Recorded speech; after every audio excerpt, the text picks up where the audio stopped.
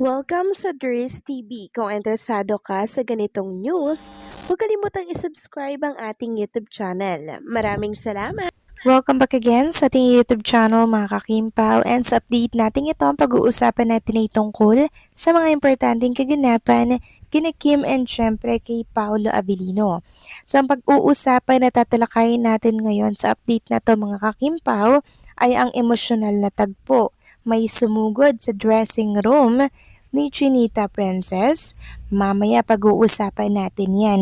Pero bago po ang lahat, maraming salamat sa inyong patuloy na pagsuporta at pagsubaybay sa mga daily update natin. Kaya naman bilang pasasalamat, narito po ang isang napili kong komento patungkol ito sa naging previous update. Mula ito kay Kao Morio. Sabi niya, kaya nga ang sabi niya nasanay naman siyang masaktan, kaya okay lang. Hindi magiging kawalan kay Kimi kung iwan man siya. Nothing is permanent in this world. So yung tungkol dito sa sinabi po ni Kao Morio, ibig sabihin lamang po ay matatag at matibay na talaga si Chinita Princess. Kahit ilang tao pa yung mang-iwan sa kanya, still tatayo at babangon at lalaban si Chinita Princess. Hindi po siya magmumukmok, kundi magmo-move on siya agad-agad. Ito yung sinasabi ko sa mga Kimpaw fans na nakikinig po sa atin ngayon. Na pinatibay na po si Chinita Princess ng panahon, pinatatag na po siya ng mga experience niya po sa buhay. Kaya kung sakaling masaktan muli si Chinita Princess, lalaban at babangon po yan ng walang indi mga kakimpaw. Kasi sabi ko nga, yung 11 years nga, 'di ba, na kaya niya pong mag-move on. Yan pa kayang ilang buwan lang or ilang taon lang, 'di ba? Pero hindi ko sinasabi mga kakimpaw ha, na sasaktan ni Paolo si Chinita Princess kasi tayo naman ramdam natin yung pagmamahal ni Paolo kay Kim Chu. Kung baga ito po ay mga posibilidad lamang. At least handa na po si Chinita Princess, 'di ba? And hindi po siya maapektuhan ng sobra-sobra. Pero maging kampante lang tayo. Kasi si Paolo, ramdam ko talaga yung pagmamahal niya kay Chinita Princess. So maraming salamat po sa inyong komento, Kalmorio. God bless po and mabuhay kayo. So eto na nga pag-usapan na natin ang mga balita po na nakalap natin sa update na to. At unahin na nga nating pag-usapan etong trending ngayon sa social media. Walang iba kundi si Chinita Princess dahil po yan sa Chinese na lengguwahe niya kahapon. So ang dami na naman pong nang batikos kay Kim Chu na mali-mali daw po mga kakimpaw yung kanyang mga term at grammar na sinabi doon sa pakikipag-usap niya po kay Linda Walker kahapon dito sa It's Showtime. So grabe lang, nakakaloka ang mga bashers, 'di ba? Kahit yun talagang pinapalaki pa po nila. So si Chinita Princess marunong naman talaga at sanay siyang makipag-usap ng Chinese, 'di ba? Alam naman natin na araw-araw po ang nakakasalamuha ni Kim ay mga Pilipino. 'Di ba may time talaga na hindi nagagamit yung wika po na Chinese. At pagtatanggol nga po kay Chinita Princess, sabi dito, be grateful na lang sana na may isang Kim Chu na nakipag-usap ng Chinese kahit di naman sanay dahil di araw-araw ginagamit. Yung iba mga harsh pa, akala mo naman ang perfect. So correct mga kakimpaw, hindi kasi araw-araw nagagamit. At kahit ano po ang hindi araw-araw na ginagamit, may tendency po talaga na makalimutan, 'di ba? Pero at least si Kim Chu, nakikipagsabayan po talaga siya mga kakimpaw sa Chinese. 'Di ba? May alam at may alam pa rin.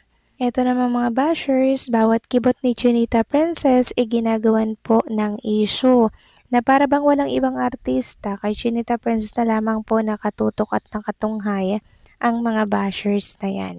Samantalang next topic naman, talakayin naman natin ang tungkol dito sa emosyonal nang may sumugod nga po kay Chinita Princess dito po sa dressing room. Sobra po kasing na-miss ni Ma'am Carlina de la Merced etong si Junita Princess. Yes po mga kakimpaw, si Kim Chiu po kasi ang agad niyang dumating sa It's Showtime and nasa dressing room po siya, nagme-makeup. Siya po pala yung nagme-makeup sa kanyang sarili mga kakimpaw. Tingnan nyo dyan oh. And then, dinalaw po siya dito ni Ma'am Carlina de la Merced and sabi niya nga sa kanyang caption sa kanyang Instagram story, "Quick visit, I miss you." So ngayon lang ulit sila nakapagkaroon ng pagkikita ni Trinita Princess kasi mukhang busy rin po itong si Ma'am Carlina de la Merced. Pero mabuti na lamang at si Kim Chiu po ay naabutan niya pa dito sa dressing room. So grabe lang 'di ba? Talagang sinadya po si Trinita Princess para personal niya po itong makita. So talagang marami pong nagmamahal kay Chinita Princess mga kakimpaw, kaya talaga namang hindi po pwede na hindi po nila makita ito kahit saglit lang. Samantalang talakay naman natin ang tungkol dito sa usap-usapan ngayon sa mundo ng social media na di umano ay mugto daw ang mata ni Chinita Princess na naman. So grabe na walang kamatayang mugto daw ang mata ni Chinita Princess. Baka singkit lang talaga yan si Kim Chiu. Kasi nga Chinese po yan. Tignan nyo naman mga kakimpaw. Pag ba mugto ang mata, umiyak agad. Hindi ba pwedeng puyat lang? Di ba? Nakakaloka naman yung iba. Agad binibigyan ng kulay at kahulugan itong mga eyebag ni Chinita Princess.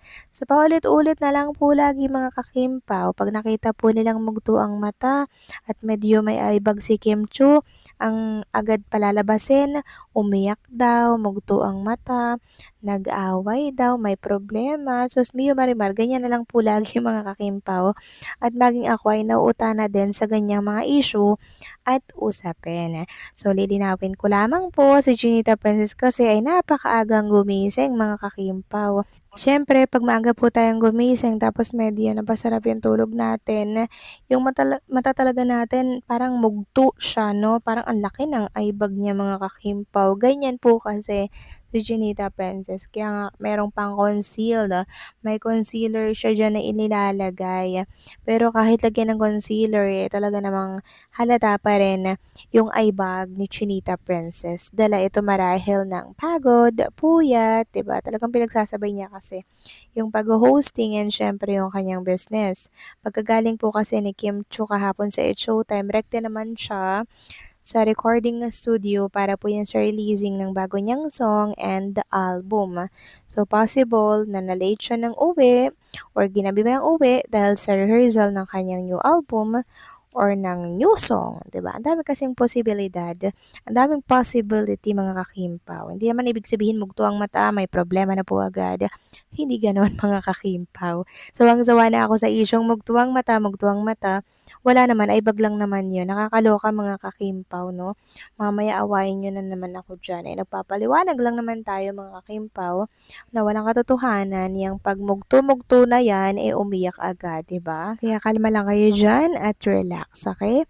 So, paano mga kakimpaw? Hanggang dito na lamang po ang update natin. Maraming salamat sa patuloy na pagsuporta.